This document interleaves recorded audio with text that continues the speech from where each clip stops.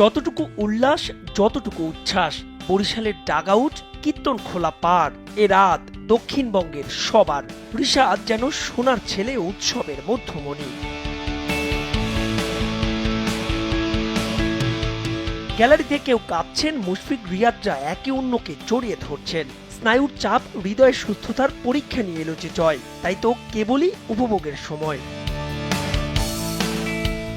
মাঠের মধ্যে দেড় ছোট দর্শকদের অভিবাদন বরিশালের 2-2 বিপিএল এর এলিট ক্লাবে।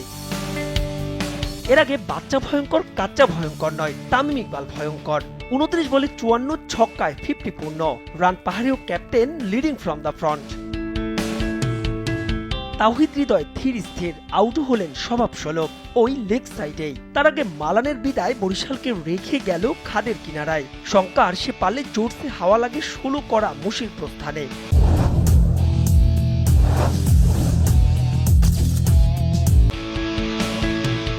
কিন্তু ঘন কুয়াশায় লঞ্চের নির্ভীক সারেং হয়ে দাঁড়িয়ে গেলেন বরিশালের মায়ার্স। যেন ক্যারিবিয়ান দ্বীপপুঞ্জ নয়, বাড়ি তার পটুয়াখালী, ভোলা, বরগুনা, ঝালকাঠি অথবা পিরোজপুর।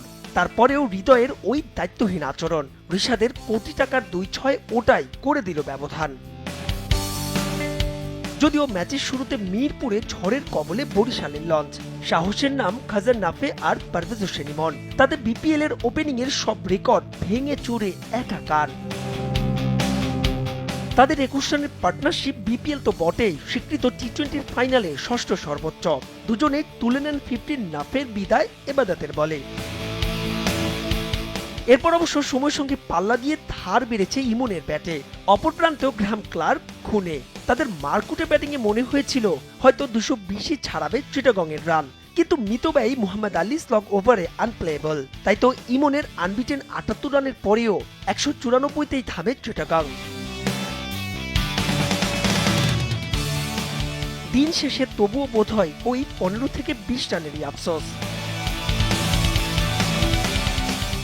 মাহবুব রিমন, সময় সংবাদ, ঢাকা।